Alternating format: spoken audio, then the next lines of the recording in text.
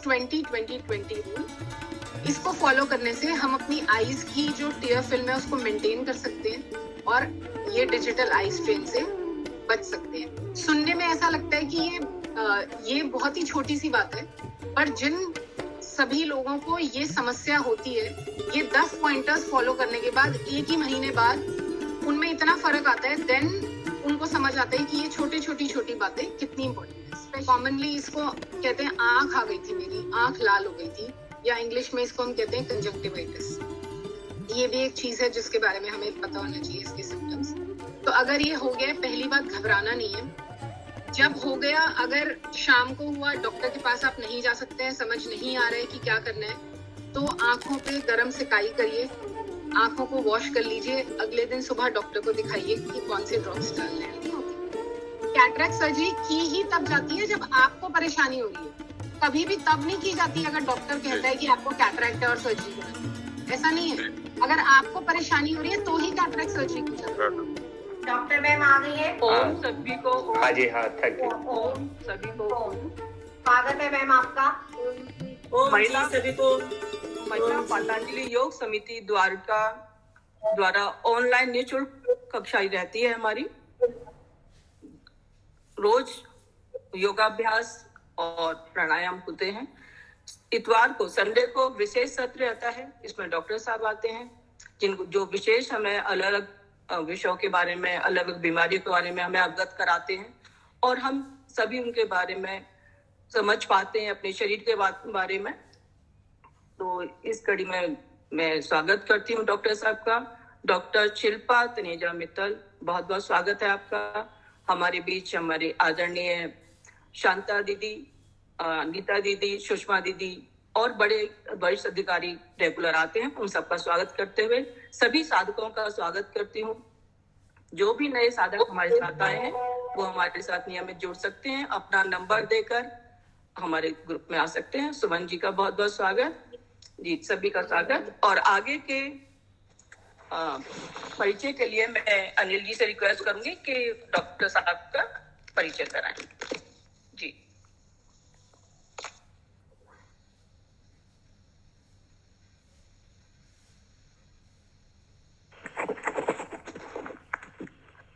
जी नमस्कार और स्वागत डॉक्टर शिल्पा का।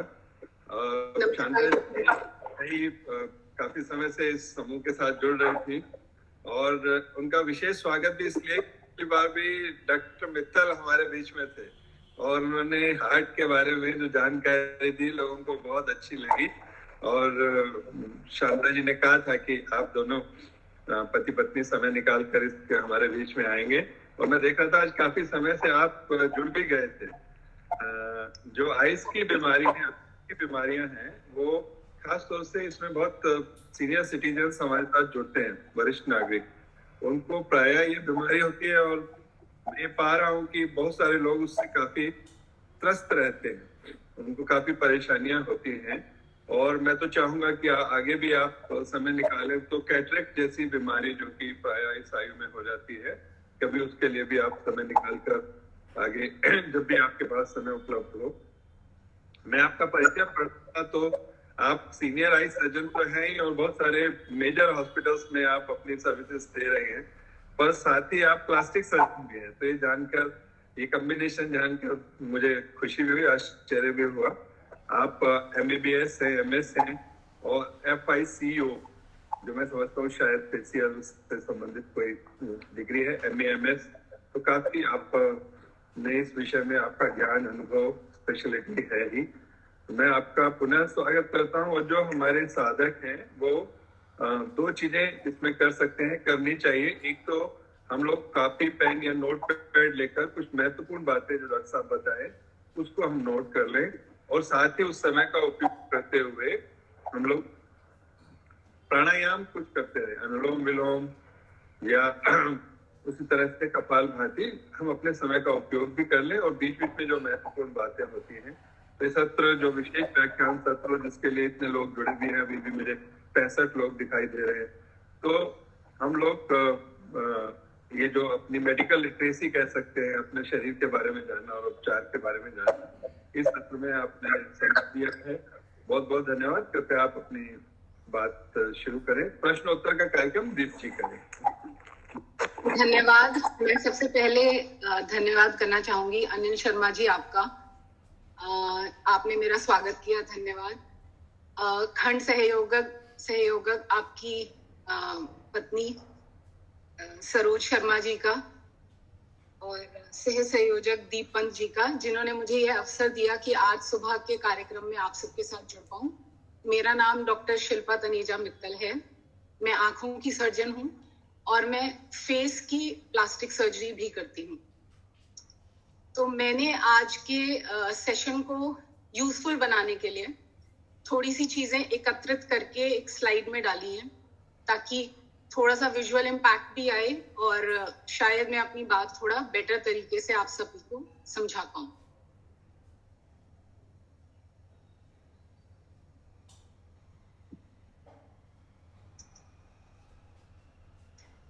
क्या आप सभी मेरी स्लाइड्स देख सकते हैं? जी आ रही है। ये दिख रही है। तो जैसे कि सर आपने बोला कि मुझे कैटरेक्ट के बारे में भी किसी दिन बोलना चाहिए। मैंने सभी बीमारियों के बारे में थोड़ा इसमें रखा है, ताकि सबको सभी प्रकार के लाभ प्राप्त हों।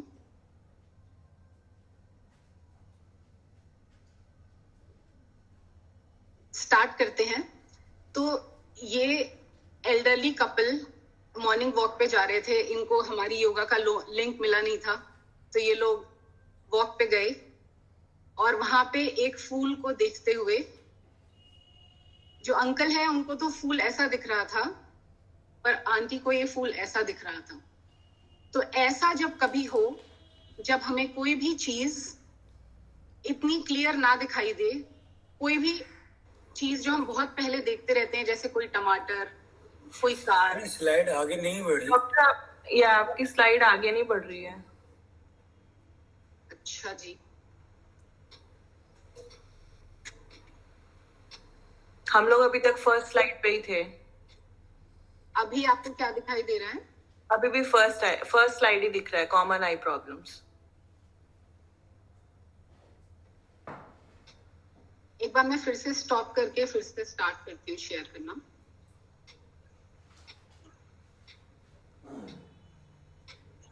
सो अब मैं दिख रही हूँ आपको? हाँ जी।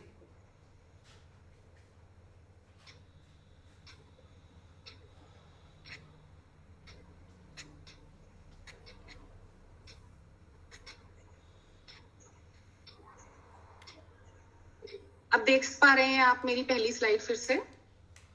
हाँ अभी दिख रहा है। ठीक है जी, okay.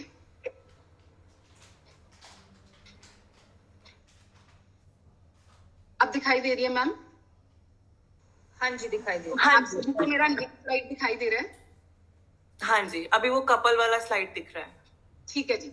So on this during this morning walk, uncle ji को ये फ्लावर ऐसा दिखाई दे रहा था। कोई भी नॉर्मल चीज जो हमें पहले बहुत क्लियर दिखती थी, जो भी नॉर्मल कॉमन चीजें हम देखते रहते हैं किचन में, कोई टमाटर या कोई कार, पेंसिल, पेन, आंटी को ये फूल ऐसा दिखाई दे रहा है। ऐसा क्यों हो रहा है?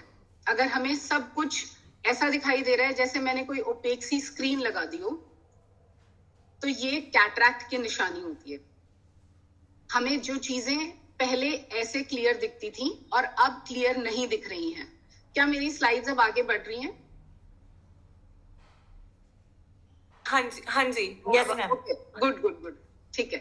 So this is cataract. मैंने सबसे पहले कैटरैक्ट इसीलिए रखा है बिकॉज सबसे common I problem in elderly age group, specially after 50 years of age, 50 साल के बाद कैटरैक्ट ही होती है जो बॉदर करती है।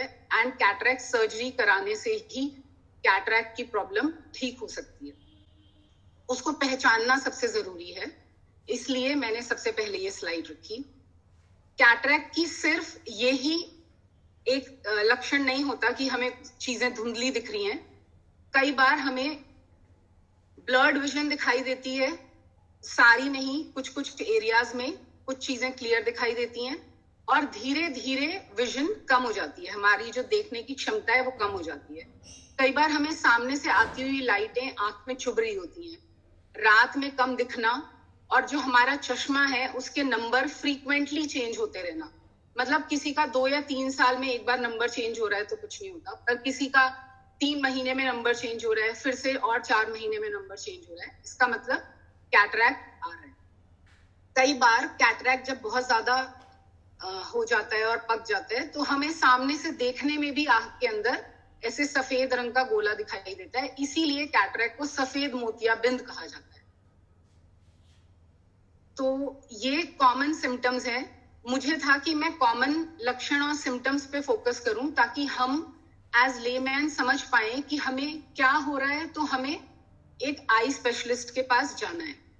कैटरैक्ट आजकल तो बहुत ही आधुनिक तकनीकों से हो जाता है, फेको इमल्सिफिकेशन, सबने सुनी होगी ये बात, जो कि लेजर आई सर्जरी होती है। हम लेजर के थ्रू आंख के अंदर जाते हैं और इस कैटरैक्ट को वहीं पे अंदर लेजर से छोटे छोटे टुकड़ों में भाग करके एक ट्यूब के थ्रू ले लेते हैं। जब ये एरिया खाली हो जाता है इसके अंदर एक लेंस लगा देते हैं हम, जैसे भगवान ने हमें ये लेंस दिया है जो अब सफेद हो गया है, हम वो हटा के अपनी तरफ से एक लेंस लगा देते हैं और विजन अच्छी हो जाती है। Cataract surgery is a very simple surgery, बहुत ही सिंपल सर्जरी होती है जिसमें कि 15-20 मिनट यूजुअली लगते हैं। अगर हम उसको टाइम पे करा लें और सर्जरी टाइम पे हो जाए, बहुत ज्यादा कॉम्प्लिकेटेड ना हुई हो, बहुत मोतियाबिंद ना पका हो, तो ये बहुत ही ज्यादा टाइम कंज्यूमिंग सर्जरी नहीं होती है।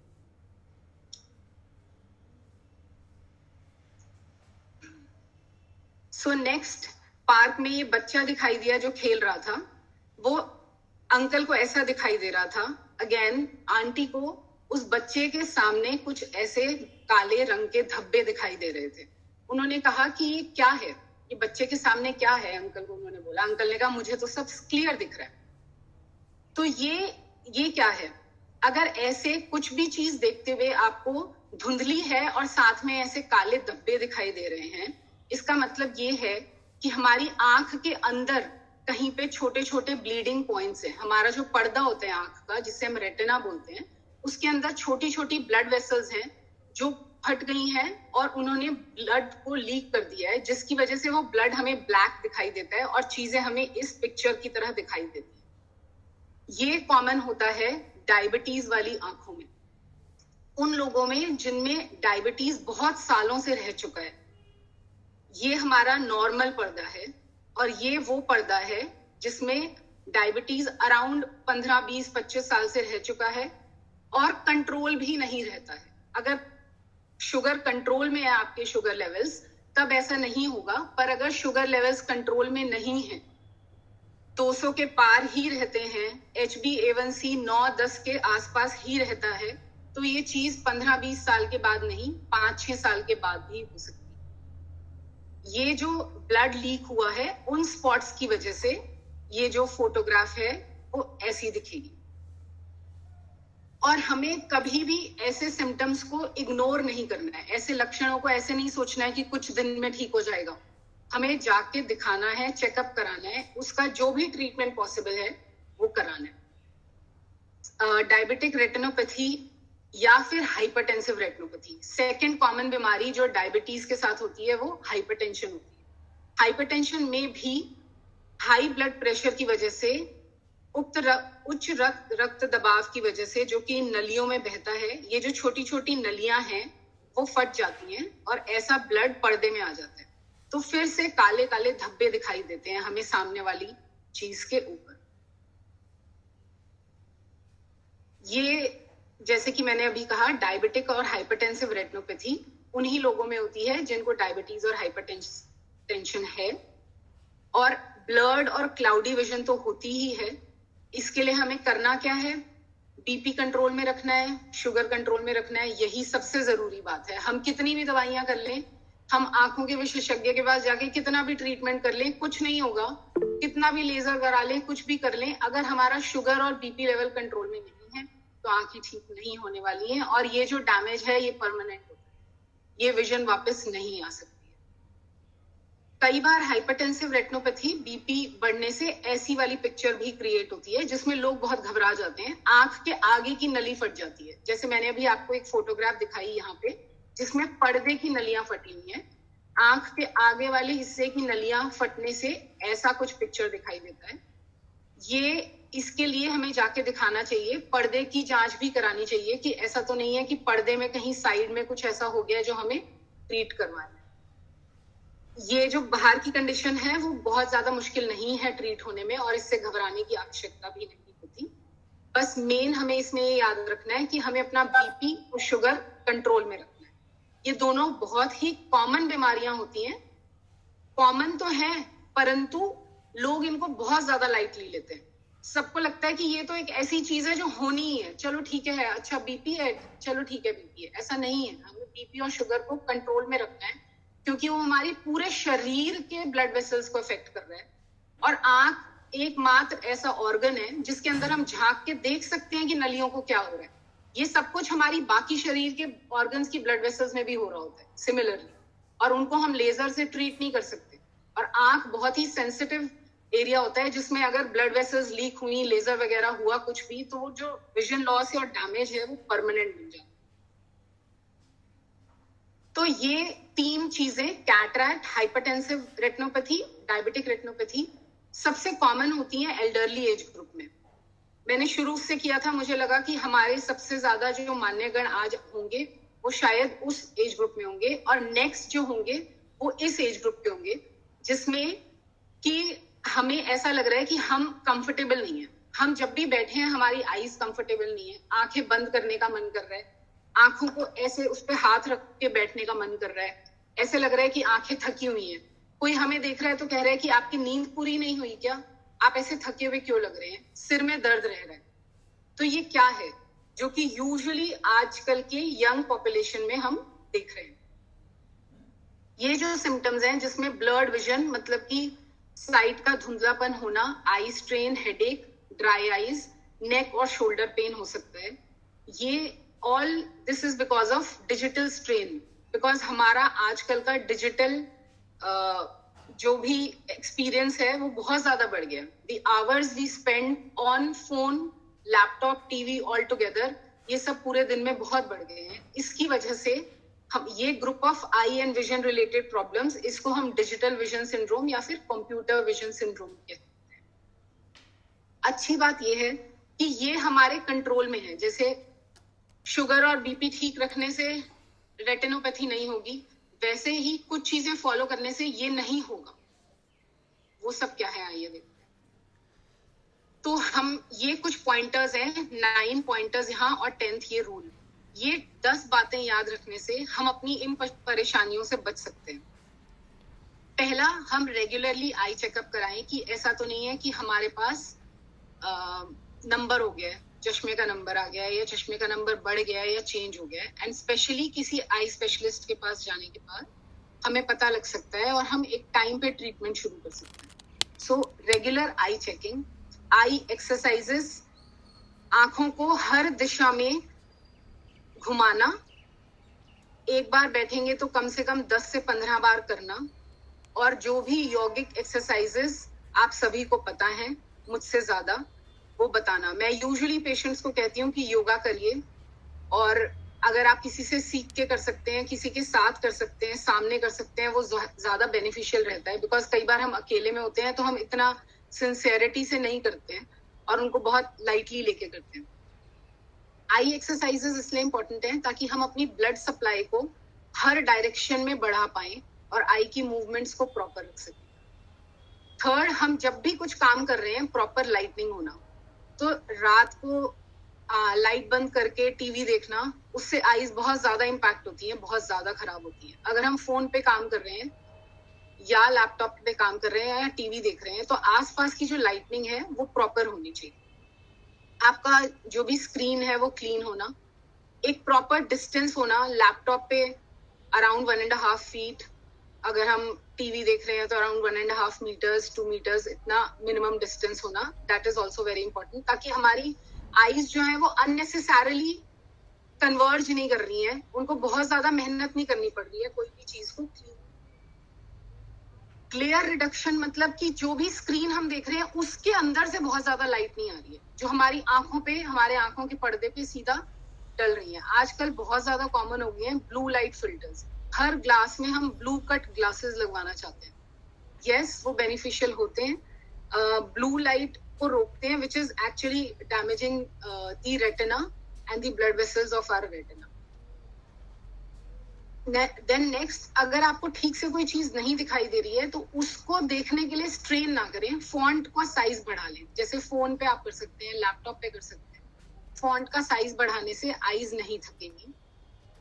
सबसे कॉमन बात जो हम भूल जाते हैं वो ये कि जब भी हम किसी ऑडियो विजुअल स्टिमुलस को देख रहे होते हैं तो हमारी आंखें ब्लिंक करना कम कर देती हैं, क्योंकि हमारा माइंड कॉन्सेंट्रेट कर रहा होता है। तो हम 1 मिनट में अगर नॉर्मली 16 से 18 बार आंखों को ब्लिंक करते हैं, हम कोई भी चीज पे फोकस करते हुए वो जो ब्लिंकिंग रेट है उसको 6 to 8 पे सबकॉन्शियस लेवल पे ले जाते हैं, जिसकी वजह से आंखें ड्राई हो जाती हैं, क्योंकि हमारी आंख की टीयर फिल्म इवेपोरेट होने लग जाती है।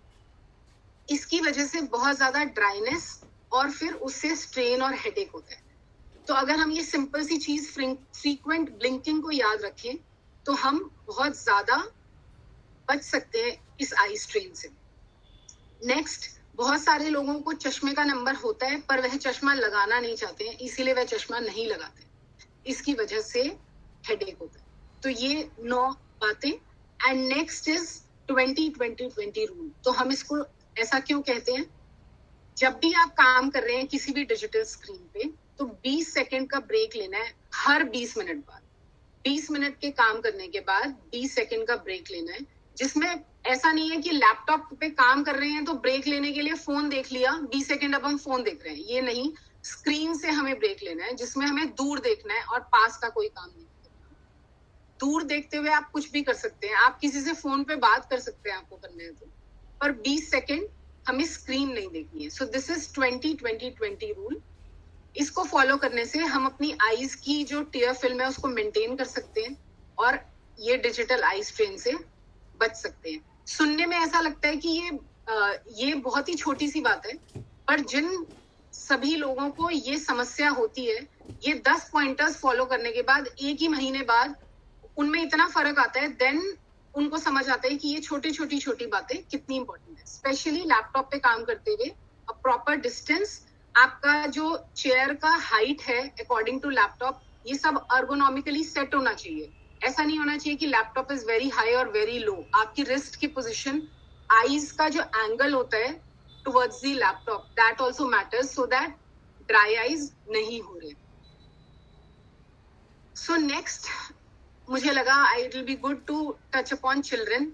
आजकल बच्चों को बहुत ज्यादा चश्मे लग रहे हैं। बहुत सारे पेरेंट्स मेरे पास आते हैं बच्चों को लेके, एंड अब 2 साल कोविड में लैपटॉप पे पढ़ाई करने के बाद बहुत सारे बच्चे आ रहे हैं फ्रीक्वेंटली। एक दिन में 4-5 बच्चे भी आते हैं फॉर आई चेकअप, और उनमें से 3 को चश्मे की जरूरत होती है, क्योंकि उनको नंबर आ चुका है।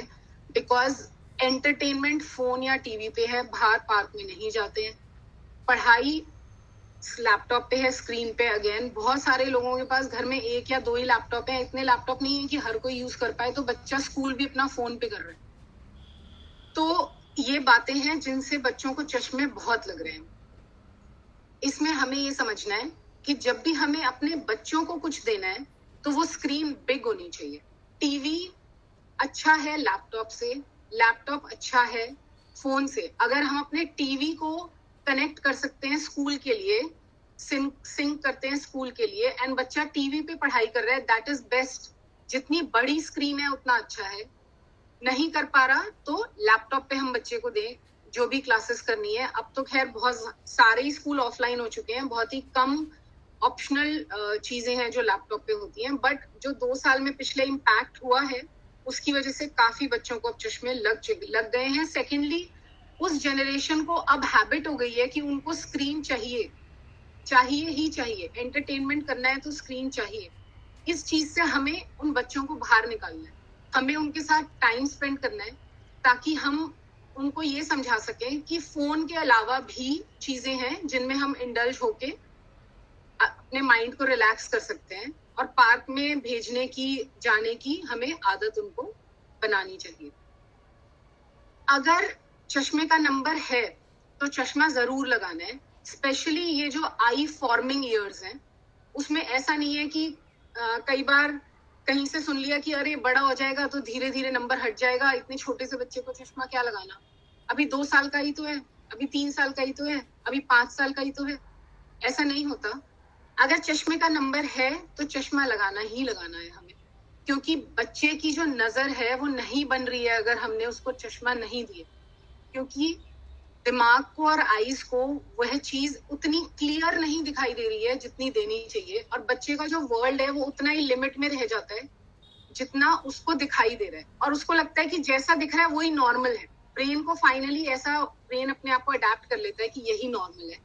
And after 7 years, it is said 7 years के बाद वो चीज फिक्स हो जाती है। तो अगर हम बच्चे को चश्मा नहीं दे रहे हैं eight as of 3 to 4 years, तो वो हैम्पर करेगा, बिकॉज 7 years तक विजन नहीं बन पाएगी। एक बार विजन बन जाएगी उसके बाद बच्चा चश्मा नहीं लगा रहा, इरेगुलरली लगा रहा है, तो कुछ नहीं होगा। छोटे बच्चों में स्पेशली हम चश्मा देते हैं जिसके पीछे हम एक इलास्टिक बैंड या कुछ लगा देते हैं, सो दैट बच्चे का चश्मा नहीं गिरे और उसको कंफर्टेबल लगाना। एंड बच्चे बहुत ज्यादा पैलिएबल होते हैं, एडल्ट से बहुत ज्यादा जल्दी एडजस्ट हो जाते हैं। हमें ऐसा लगता है, बहुत सारे पेरेंट्स मुझे कहते हैं कि अरे ये कैसे लगाएगा चश्मा, इतना छोटा सा। बच्चों को प्रॉब्लम नहीं होती है, बच्चे लगा लेते हैं, पेरेंट्स को बहुत ज्यादा प्रॉब्लम होती है। तो हमें ये समझना है कि अगर नंबर है तो हमें नंबर जरूर लगाना है। बहुत से बड़े बच्चों में नंबर बढ़ गए हैं बिकॉज ऑफ चश्मा। पहले नंबर 1 या 2 था, अब 6 या 7 हो गया है पिछले 2-3 साल में। ये भी सब कुछ डिजिटल यूज की वजह से हुआ है। तो जितना कम मिनिमम डिजिटल हम यूज करें वो बेटर है। बहुत सारे लोग सोचते हैं कि अब ऑफिस नहीं जाएंगे, online office is possible, but उसमें हम अपनी आईज को डैमेज ही कर रहे हैं फाइनली। सो बड़ी एज में after 20 years, around 20 years of age, हम लोग चश्मा हटाने के लिए लैसिक सर्जरी कर सकते हैं। तो सबसे पहले जो भी मायोपिया, हाइपरमेट्रोपिया, एस्टिग्मेटिज्म, जो ये चश्मे की बीमारियां होती हैं, उसके लिए लगाना तो हमें चश्मा ही है। अगर हमें बाद में हटाना है तो हम कॉन्टैक्ट लेंस पहन सकते हैं या फिर सर्जरी करा सकते हैं, जो कि सेफ है कंप्लीटली। और आजकल तो बहुत अच्छी अच्छी मशीन्स आ गई हैं जिनसे हम ये सर्जरी कर सकते हैं और चश्मा हट सकता है। So what is this next common problem जो कि सब एज ग्रुप्स में होती है। हमने कुछ प्रॉब्लम्स देखी जो कि वरिष्ठ नागरिकों में होती है, कुछ देखी जो यंग पॉपुलेशन में होती है, कुछ देखी जो बच्चों में होती है कॉमनली। ये एक प्रॉब्लम है रेड आईज, जो कि सब लोग, सब एनी एज, ये कॉमन है। कॉमनली इसको कहते हैं आंख आ गई थी मेरी, आंख लाल हो गई थी, या इंग्लिश में इसको हम कहते हैं कंजंक्टिवाइटिस। ये भी एक चीज है जिसके बारे में हमें पता होना चाहिए, इसके सिम्टम्स। तो अगर ये हो गया, पहली बात घबराना नहीं है। जब हो गया, अगर शाम को हुआ, डॉक्टर के पास आप नहीं जा सकते हैं, समझ नहीं आ रहा है कि क्या करना है, तो आंखों पे गर्म सिकाई करिए, आंखों को वॉश कर लीजिए, अगले दिन सुबह डॉक्टर को दिखाइए कि कौन से ड्रॉप्स डालने हैं। ऐसा नहीं सोचना है कि ठीक हो जाएगा, बिकॉज ये फैलता है। अगर आपको एक आंख में हुआ है तो अगर आप इस आंख को रब कर रहे हैं, मेरी लेफ्ट आई में हुआ, मैं इसको रब कर रही हूँ, और इसी हाथ से मैंने कोई सामान उठाया और फिर उस सामान को मैंने अपने राइट हैंड से उठाया और फिर ये वाली आंख रब कर ली, तो मुझे ये दूसरी आंख में हो जाएगा। ऐसे ही जिस तकिए पे मैं सोई, उस तकिए पे अगर मेरे साथ मेरी डॉटर भी सो गई तो मेरी डॉटर की आंख में हो जाएगा। तो ये कंजंक्टिवाइटिस, जो इन्फेक्टिव कंजंक्टिवाइटिस होता है, वो एक जने से दूसरे जने में फैलता है। तो हमें ये ख्याल रखना है कि हमें क्लीन रहना है, आंखें, हाथ वॉश करते रहने हैं। जब हम ट्रीटमेंट ले चुके हैं, ड्रॉप्स डाल रहे हैं, जो हमें ड्रॉप्स डाल रहे हैं वो अपने हाथ वॉश करें। अपना टॉवल, अपना बेडशीट और पिलो हम अलग रखें ताकि ये नहीं फैले।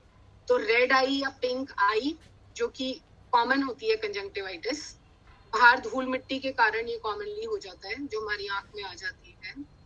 इस जो मैंने बातें बोली, don't touch your eyes with your hands, wash your hands thoroughly, change towels and clothes daily, don't share them with others, and discard cosmetics which you are using, क्योंकि वो अगेन फिर से वो इन्फेक्शन करेंगे।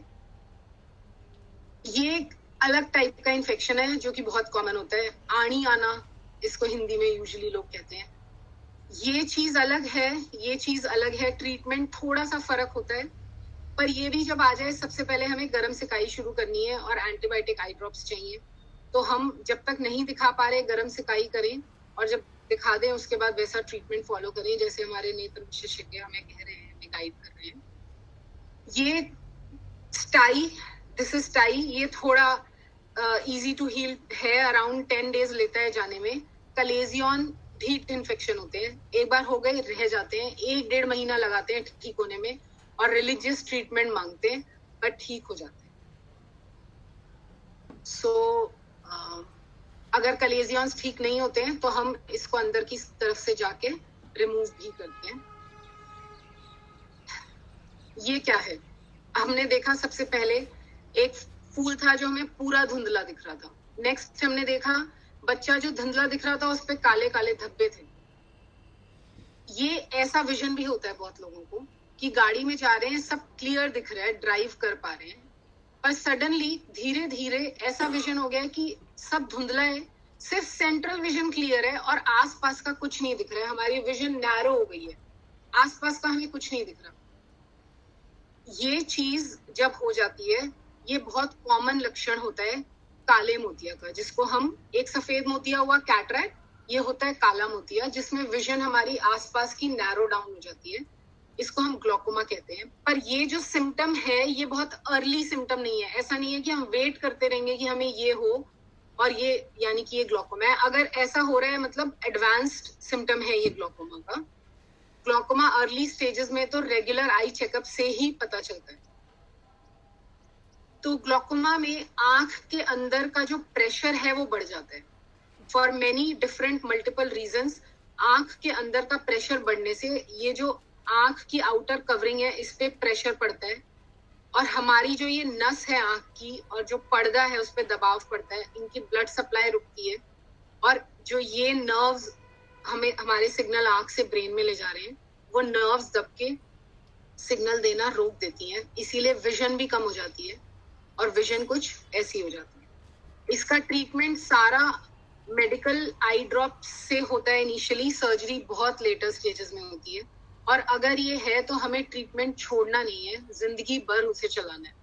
जब तक हमारा ऐसा है कि जैसे हमारी शरीर का ब्लड प्रेशर है, अगर ज्यादा है तो हम 2 गोलियां खा रहे हैं, कम हुआ तो 1 गोली खा रहे हैं, और कम हुआ तो आधी खा रहे हैं, और कंट्रोल में आ गया तो हम सिर्फ नमक छोड़ने की डाइट पे ही कंफर्टेबल है। ऐसे ही ग्लोकोमा में होता है, प्रेशर ज्यादा है 4 ड्रॉप्स चल रही है, फिर अगर कम हुआ 2 ड्रॉप्स चल रही है, जरूरत नहीं है तो ड्रॉप नहीं चल रही है, बट हम एक डॉक्टर के साथ फॉलोअप में रह रहे हैं और चेक कर रहे हैं कि हमें ग्लोकोमा फिर से तो नहीं आ रहा। इसीलिए ये लाइफ लॉन्ग चेकअप मांगती है बीमारी, एंड बहुत जरूरी बीमारी है। अगर हो गई है तो हमें केयरफुल रहना है इसके लिए। ठीक है जी। अब ये कुछ रेयर बीमारियां, रेयर हैं पर देखने को मिलती हैं, और मैं क्योंकि ऑक्यूलोप्लास्टिक सर्जन हूँ, फेशियल प्लास्टिक सर्जन हूँ, तो मेरे साथ बहुत कॉमन है। डेली में 3-4 पेशेंट्स ऐसे देखती हूँ। कोई बच्चा है या कोई यंग है या ओल्ड एज में, एक आंख की पलक गिर गई है या दोनों आंखों की पलक गिर गई है। तो जैसे ये बच्चा है, इसकी ये मांसपेशी ठीक से काम नहीं कर रही है, इसलिए पलक गिर गई है, अपने आप पलक खोल नहीं सकता है, ये आंख इससे मैच नहीं कर सकती है। इसको हम इंग्लिश में टोसिस बोलते हैं। पेशेंट इस बीमारी को, टी साइलेंट होता है, PTOSIS, टोसिस। ऐसे ही यंग लोगों में बहुत कॉमन होता है, स्पेशली जो बचपन से बच्चे अपनी आंखें रब कर रहे होते हैं, जिनको रब करने की बहुत आदत है। तो जो ये हमारी मांसपेशी है यहाँ पे, जो यहाँ से यहाँ पलक को ऊपर उठाती है, उसके कनेक्शन लिड से टूट जाते हैं छोटे। उसकी वजह से ऐसा पिक्चर हमें यंग एज में देखने को मिल सकता है। और ओल्ड एज में जैसे हमारी बाकी मांसपेशियां ढीली हो रही हैं, वैसे ही ये कनेक्शंस टूट के ओल्ड एज में भी टोसिस हो सकता है। एक सर्टेन लेवल तक, जैसे इस पिक्चर में दिखाई दे रहा है, देखने में प्रॉब्लम नहीं हो रही होती, तो इसीलिए ठीक है, बट धीरे धीरे जब ये बढ़ता है तो इस आंख से दिखना बंद हो जाता है, और ये सर्जरी करके ही करेक्ट हो सकता है। एक और कॉमन प्रॉब्लम जिसके बारे में बात करना चाहूंगी, तो ये टोसिस है, जैसे मैंने अभी आपको बताया, वो है स्क्विंट, टेढ़ापन होना, भेंगापन होना। ये बहुत सारे बच्चों को तो जन्म से ही होता है, चोट लगने की वजह से या और किसी बीमारी की वजह से यंग एज और ओल्ड एज में भी हो सकता है। स्क्विंट करेक्टेड होता है, अगर करेक्टेबल होता है अगर बच्चों में है तो ये चेकअप जल्दी होना चाहिए।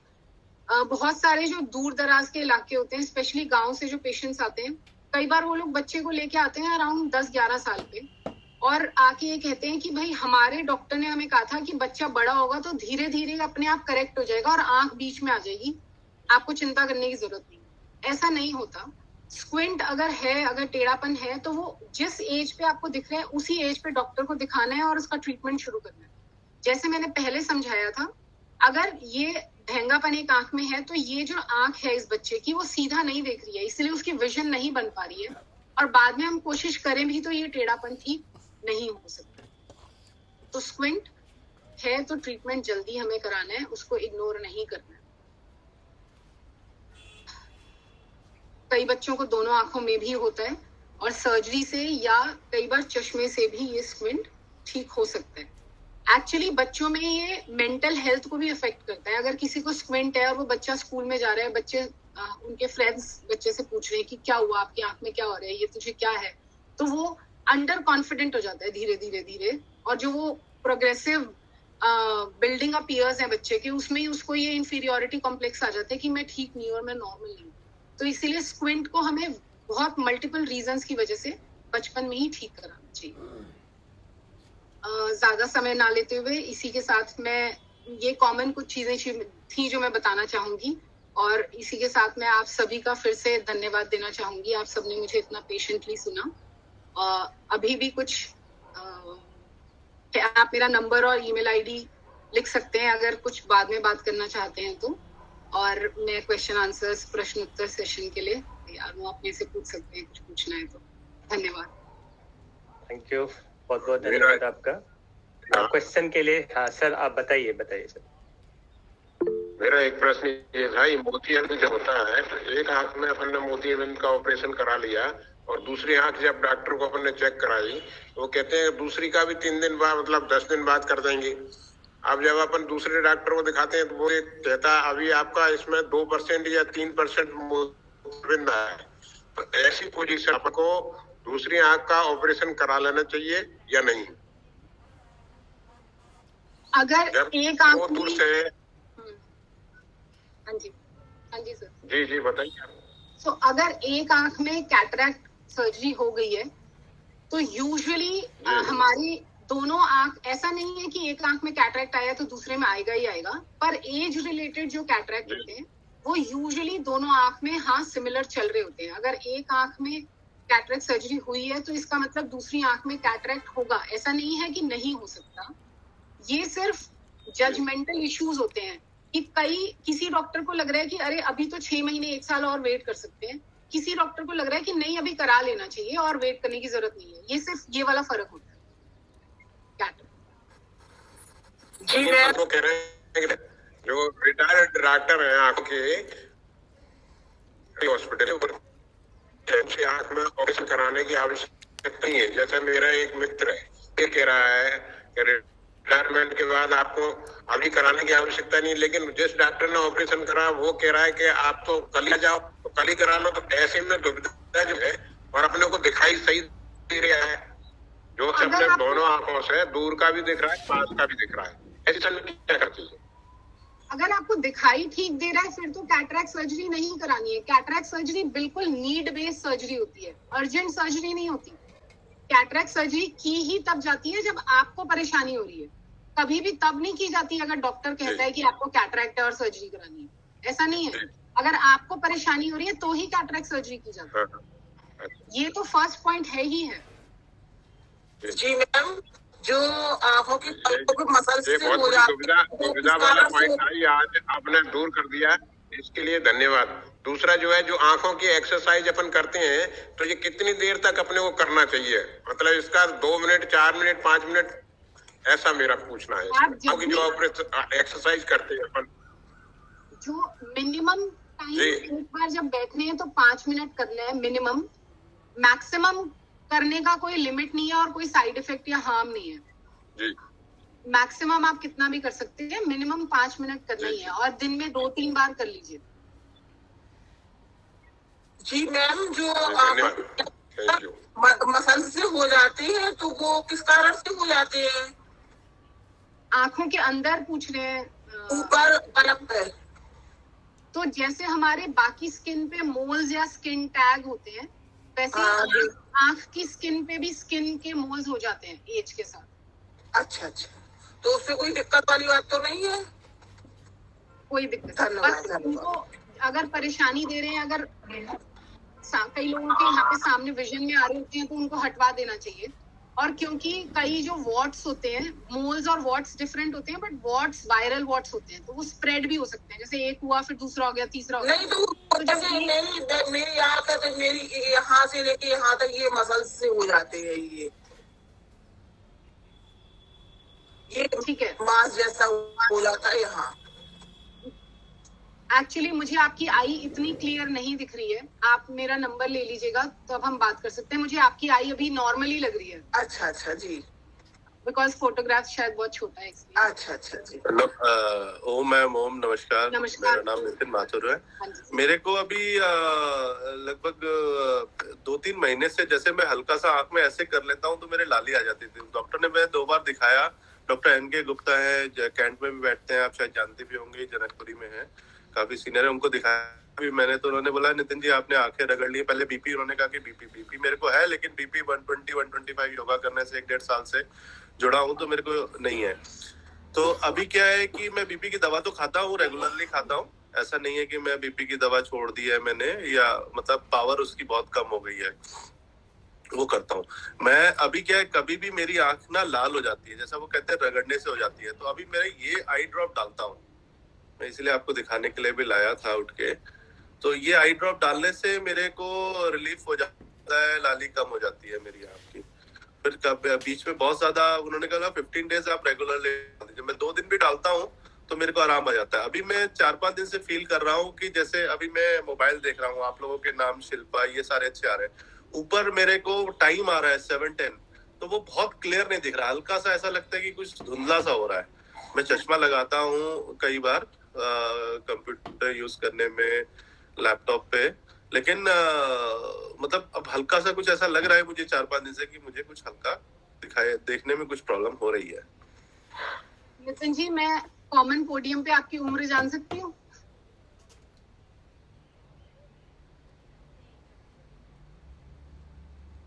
मेरी आवाज 44। सो आपको अभी तक पास का चश्मा लग गया या नहीं लगा?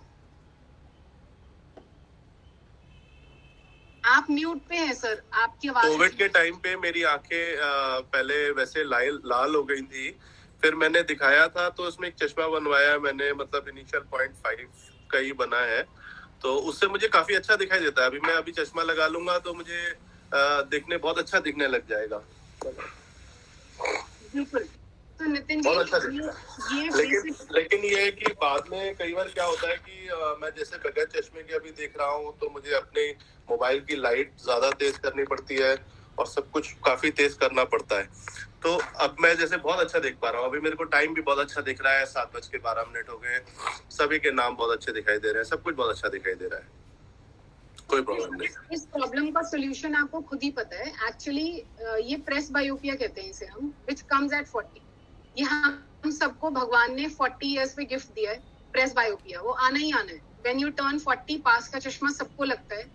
किसी को 40.5 पे लगता है, किसी को 39.5 पे लग जाता है, किसी को 41 पे लगता है।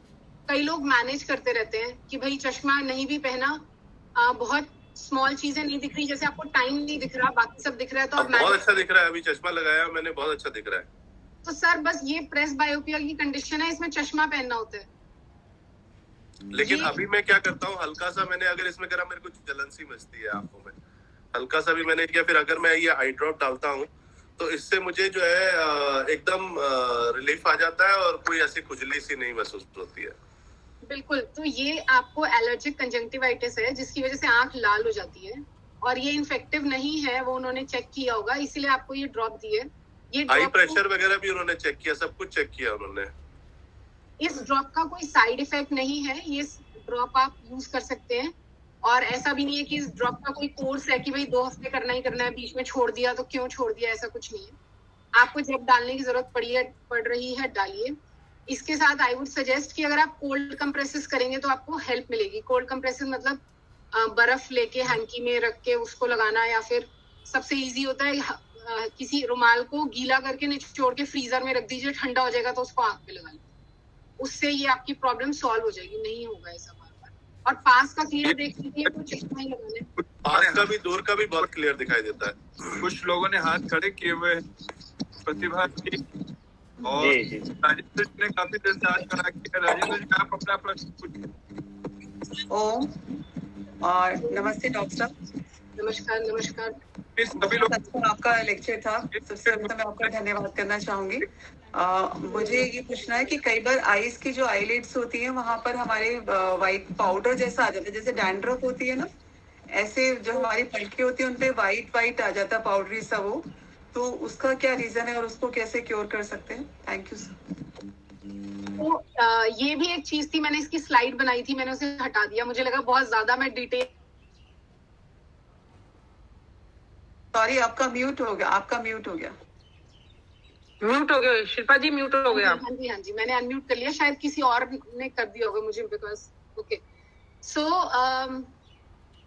मैं ये कह रही हूँ कि ये वाली एक स्लाइड भी मैंने रखी थी, पर वो मैंने हटा दी थी क्योंकि मुझे लगा मैं बहुत ज्यादा स्पेसिफिक और डिटेल में होती जा रही हूँ आई प्रॉब्लम्स को लेके। ये बहुत कॉमन प्रॉब्लम होती है, यस, इसको हम ब्लेफराइटिस कहते हैं, जिसमें ये वाइट स्केल्स आई लैशेस पे आ जाते हैं, और उन लोगों में कॉमन होती है जिनके सिर में डैंड्रफ है। तो जो हमारे सिर में जैसे डैंड्रफ होती है बालों में, वैसे ही जो आंखों के बाल है वहां भी समझ लीजिए डैंड्रफ हो जाती है, जिसको हम ब्लेफराइटिस बोलते हैं। और ये भी अगेन एक हीट इन्फेक्शन है, इसको ठीक करना पड़ता है लग के, कि हमें इसको ठीक करना ही है, 1-1.5 महीना ट्रीटमेंट करना है, इसको हटाना है, अदरवाइज खुजली होती रहेगी, आंखों को नुकसान पहुंचेगा उस खुजली से। बाल भी, कई लोगों के जो आंखों के पलके हैं वो खत्म हो जाती हैं इस वजह से, खुजली कर करके और ब्लेफराइटिस। तो इसके ट्रीटमेंट के लिए सबसे कॉमनली स्टार्ट हमें वार्म कंप्रेसिस से करना है, गर्म सिकाई से, दिन में 3 बार गर्म सिकाई करनी है। एंटीबायोटिक ड्रॉप जो कॉमनली आजकल मॉक्सीफ्लॉक्सासिन हम डालते हैं, मैं आपको स्पेलिंग्स लिख के भेज सकती हूँ, आप मेरे से कनेक्ट करिए या फिर मैं आपको स्पेलिंग्स लिख के भेज देती हूँ। आप प्लीज नंबर शेयर कर दीजिएगा जरूर। हाँ जी।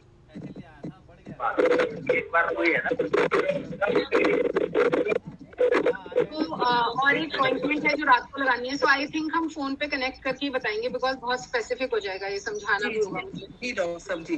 राजेंद्र जी आप थैंक यू सो मच। नमस्कार डॉक्टर साहब, बहुत अच्छी जानकारी और इतनी सरल शब्दों में। ये शायद हमारे देश में नई क्रांति हो रही है कि डॉक्टर अपनी इतनी सरल भाषा में लोगों को बात बता सकें, जो पहले ऐसे पढ़ते थे कि या तो खुद पढ़े या खुदा पढ़े। तो मुझे लग रहा है बड़ी अच्छी चीज आपने बताई है इस तरह से। मैं एक छोटी सी आपसे अनुमति चाहूंगा, मैं देखिए आपको अपना एक फोटो दिखाता हूँ। ये है,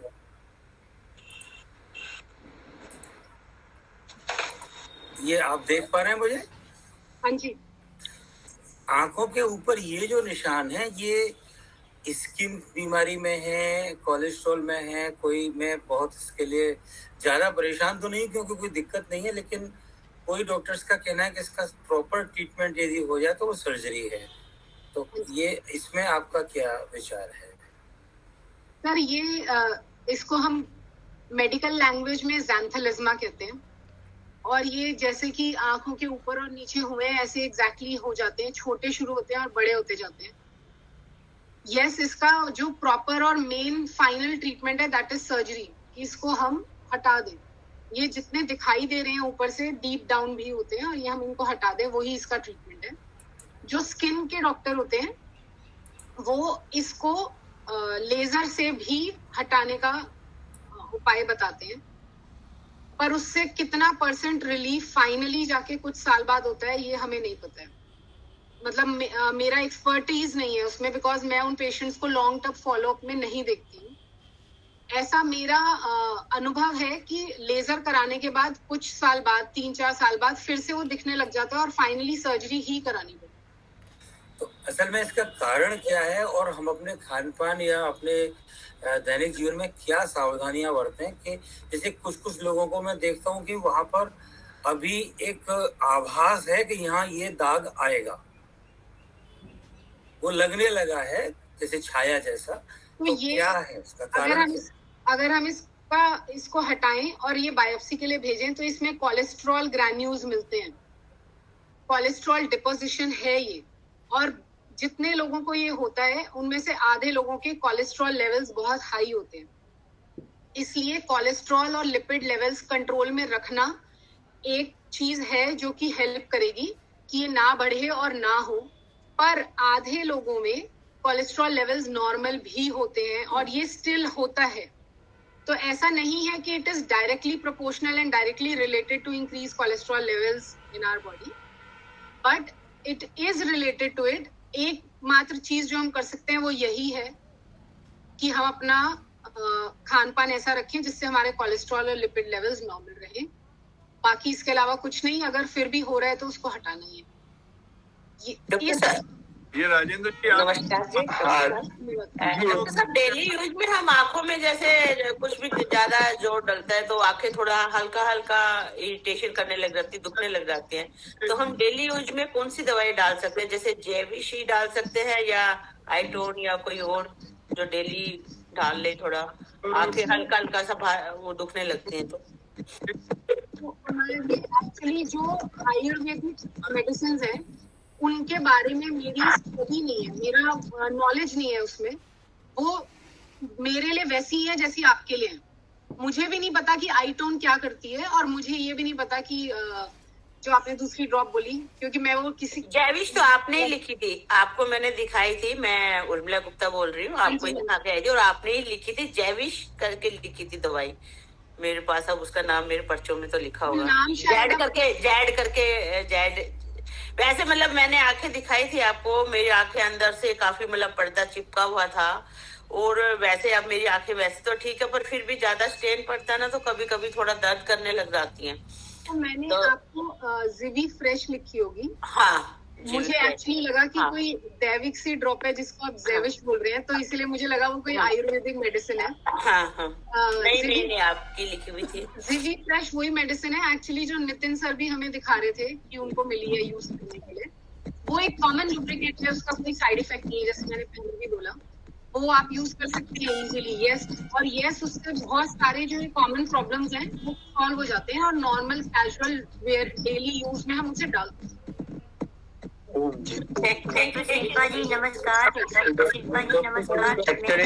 सभी लोग माइक ऑन मत करें प्लीज, करके सभी लोग बात करें तो आवाज आएगी। तो शिल्पा जी नमस्कार। सभी लोग माइक ऑन मत करें। नमस्कार नमस्कार। मैं मंजू नागपाल। मेरी ना आंखों में पानी बहुत आता है। पानी आना एक और पॉइंट है जिससे मैं उठाना चाहती थी। मैंने उसके लिए छेड़ा कि बहुत ही पानी आना। मेरी वॉइस इको कर रही है जी, प्रवचनी औरों को म्यूट कर दो प्लीज। पानी आना जो है वो आँख में एक रीजन की वजह से नहीं होता। पानी अगर आँख से आ रहा है तो मुझे चेकअप करके देखना है कि पानी क्यों आ रहा है, क्योंकि कॉमनली पानी वेदर चेंज से भी हो सकता है। क्लाइमेट चेंज होता है तो पानी आता है। कमरे में एसी चल रहा है तो पानी आ रहा है, बारिश में खड़े हैं कई लोग तो पानी आ रहा है, किसी को सर्दियों में पानी आता है। हर किसी के रीजंस ऑफ वाटरिंग अलग अलग होते हैं। बहुत सारे लोगों में आंख से नाक में जो हमारी एक नली होती है वो बंद हो जाती है ओल्ड एज में, उसकी वजह से भी पानी आता है। तो जो रीजन है उसको ट्रीट करके हम उस पानी को रोक सकते हैं। It is a long topic. Watering of I has 6 books. It is not very small. हमें लगता है ऐसा आंख से पानी आ रहा है, हम क्या करें, but it has to be seen, check में देखना पड़ेगा कि क्या हो रहा है। तो आप प्लीज मेरे पास आइए। डॉक्टर साहब मेरा एक सवाल है। नंबर मैं आपसे चेकअप करा। एक मिनट, माइक म्यूट कर लीजिए प्लीज। सिंधु जी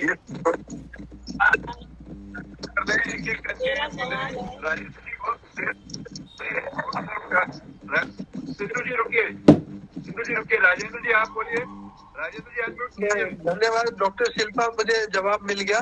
तो पानी वाला क्वेश्चन पूछना था, आपने बता दिया। बहुत बहुत धन्यवाद। Thank you. और लोग आप जी प्रकाश जी जुड़े हुए हैं सिंगापुर से।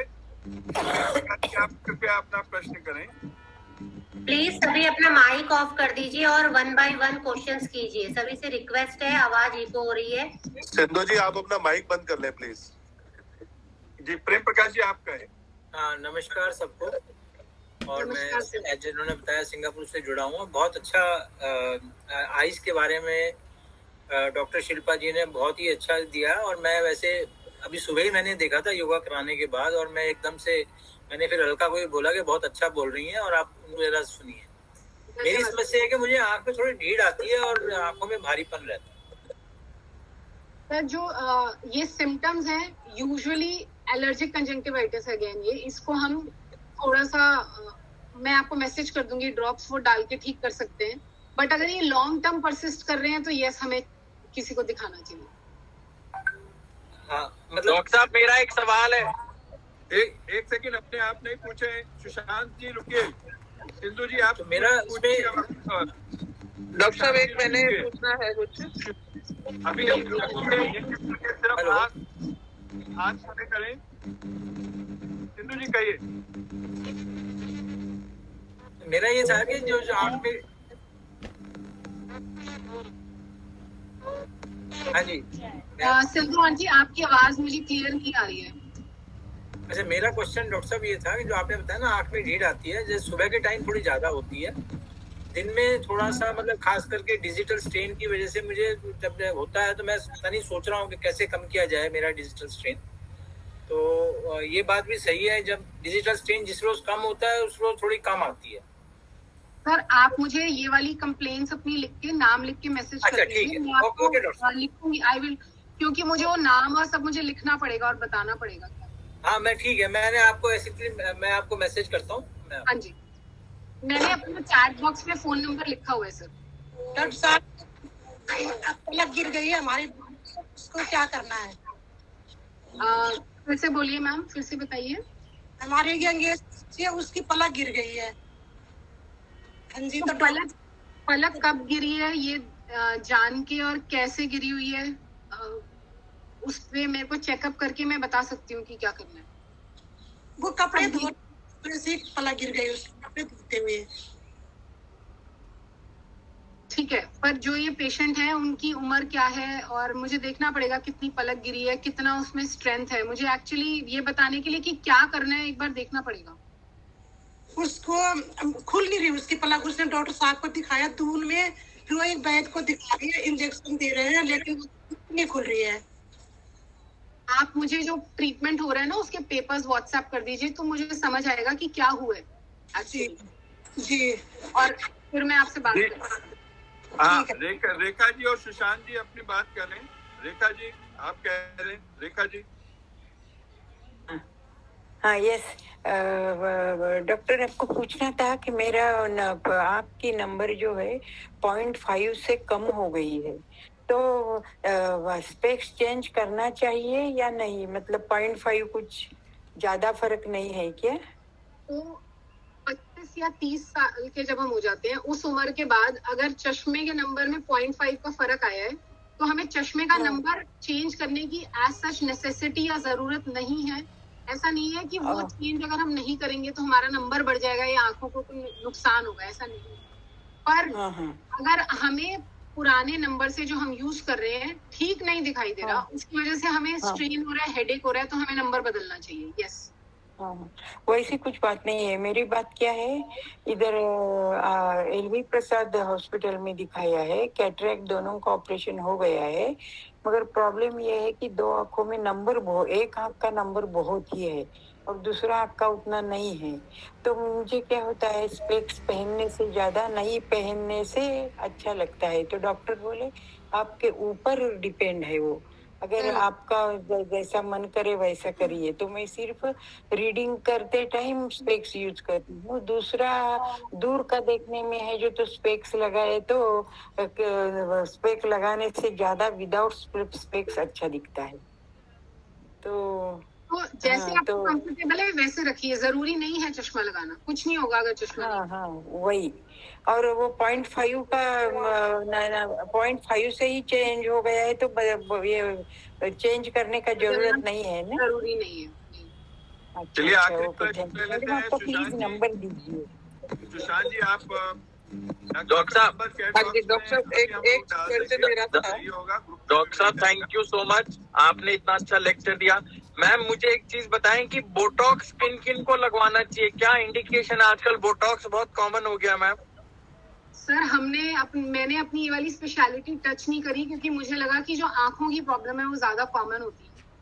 बोटॉक्स हम मतलब कुछ आंखों की बीमारियां होती हैं उसके लिए भी लगा सकते हैं और चेहरे की सुंदरता बढ़ाने के लिए भी लगा सकते हैं। दोनों ही चीजें हैं। जैसे किसी की रिक्वायरमेंट है, जैसे किसी को छोटी छोटी झुर्रियां हो गई हैं या आईब्रोज नीचे गिर गई हैं, पलकें छोटी बड़ी हो गई हैं, तो बोटॉक्स लगाने के बहुत सारे इंडिकेशन है और नॉन सर्जिकल मेथड होता है चीजों को करेक्ट करने का, इसीलिए बहुत ज्यादा पॉपुलर होता है। लंच टाइम प्रोसीजर कहते हैं इसको। पेशेंट अपने काम कर रहे हैं, लंच टाइम में गए डॉक्टर के पास, बोटॉक्स लगवा के वापस आ गए, किसी को पता नहीं चलता और चीजें करेक्ट हो गई। इसीलिए शिव कुमार जी आप कुछ पूछ रहे हैं? शिव कुमार जी आज मैं ये पूछना चाहता हूँ, सुबह जब उठते हैं तो पानी आंखों में पानी के जो झपके मारते हैं, आंखें खोलनी चाहिए या बंद करके झपके मारने चाहिए, ठंडे पानी के या गर्म पानी के जैसे भी? तो मैं यूजुअली सभी को ये कहती हूँ ओपीडी में भी कि अगर आपको मन कर रहा है, आपको हैबिट है, आपको करना है, आप करिए। एक बार कर लिया बहुत है, पर जो हमारा एमसीडी का पानी आता है वो ना ही आरओ फिल्टर्ड है ना ही वो क्लीन है।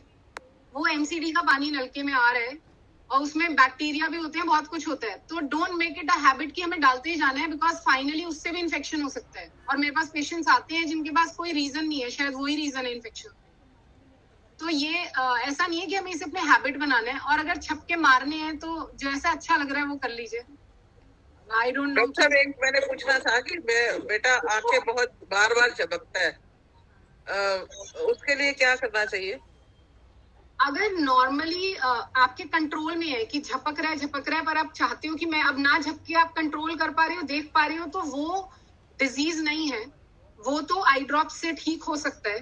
पर अगर आपके कंट्रोल में नहीं है, बहुत सारे लोगों को ये बीमारी होती है जिसको हम ब्लेफरोस्पैज्म कहते हैं, आंखें एक साइड ऑफ फेस या फिर आंखें दोनों झपक रही है, हाँ दोनों आंखें फड़कती रहती हैं और अपने कंट्रोल में ही नहीं है, जब बंद हो जाती हैं and it becomes very risky. Specially for example कोई ड्राइव कर रहा है और आंखें झपकने लग गई, सडनली फॉर अ सेकंड बंद हो गई दोनों, तो एक्सीडेंट भी हो सकता है। आप सड़क क्रॉस कर रहे हैं, ऐसा हो गया, एक्सीडेंट हो सकता है। तो it is a risky problem also. अगर ऐसा है तो finally treatment is injection Botox for this final.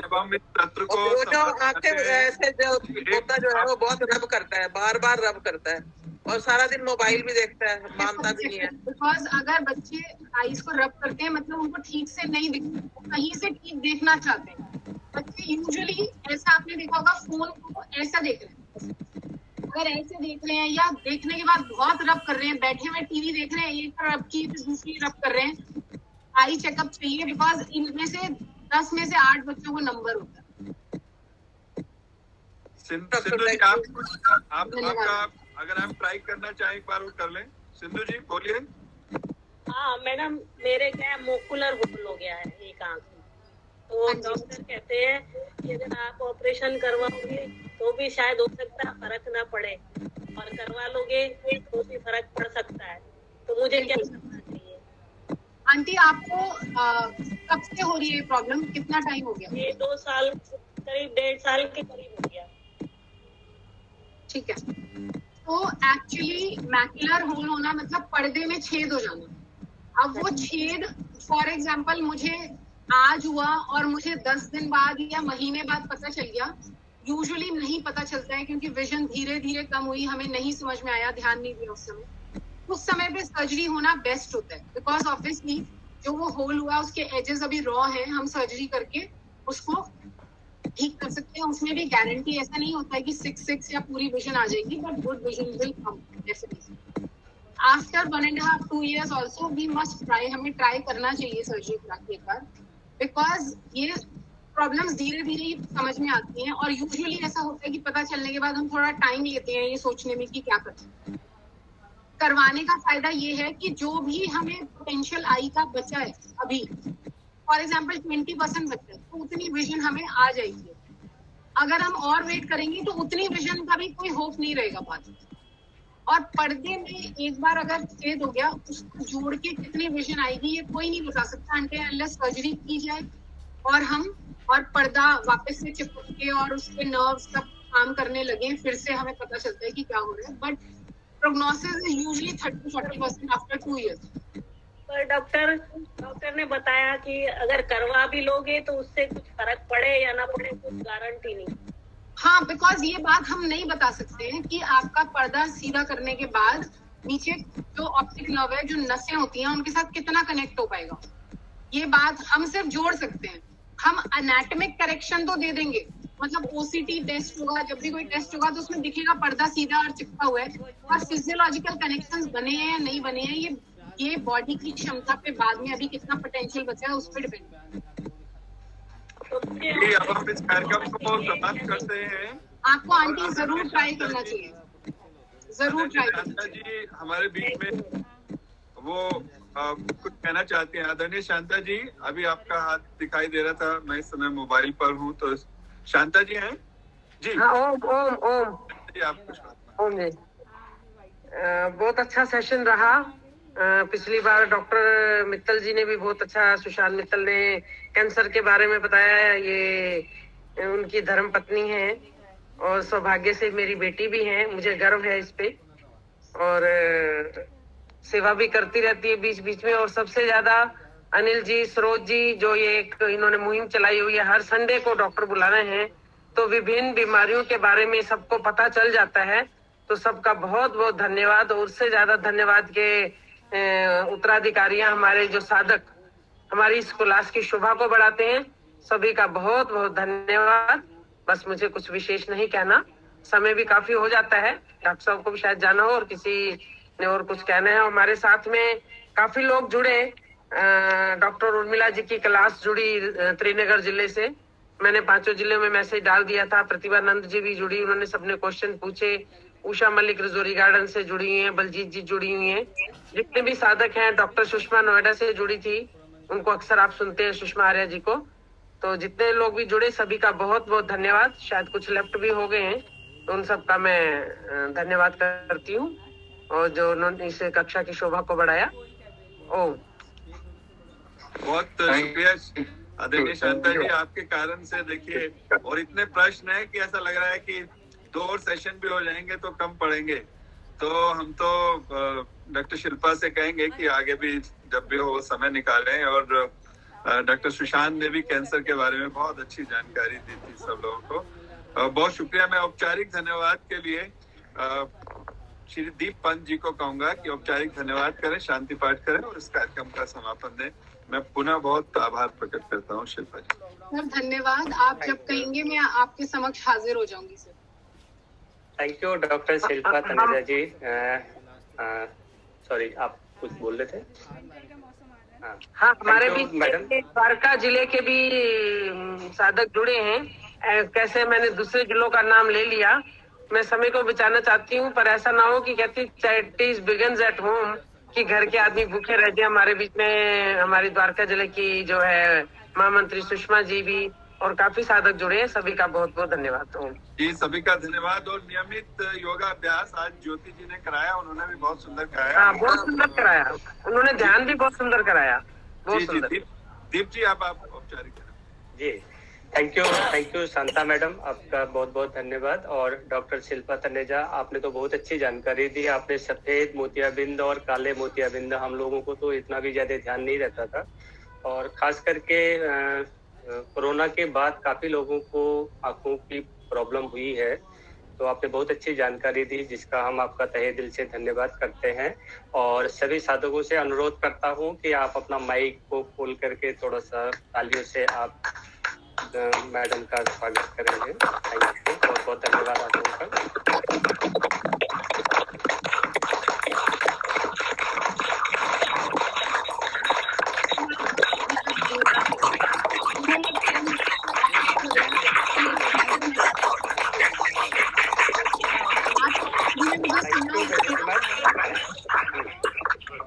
शांति पाठ करेंगे सभी लोग, कमर गर्दन सीधी करें और बाइक को म्यूट कर ले प्लीज सभी लोग।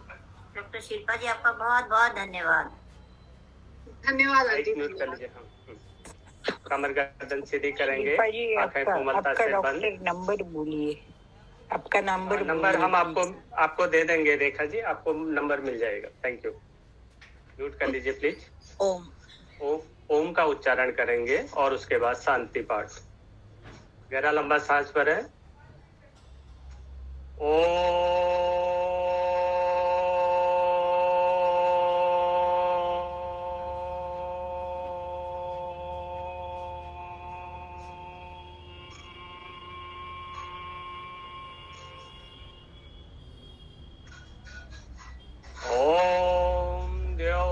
शांति अंतरिक्ष शांति पृथ्वी शांतिरापः शांतिरोषधयः शांति वनस्पतयः शांतिर्विश्वे देवाः शांति ब्रह्मा शांति सर्वगं शांति शांतिरेव शांति सामा शांतिरेधि।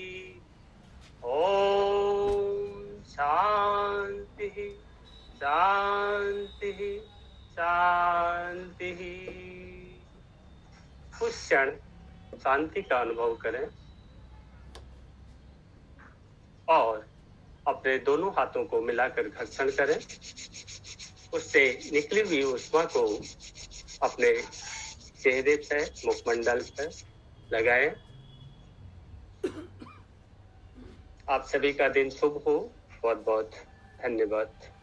Thank you very much. बहुत बहुत धन्यवाद डॉक्टर शिल्पा जी, बहुत बहुत धन्यवाद।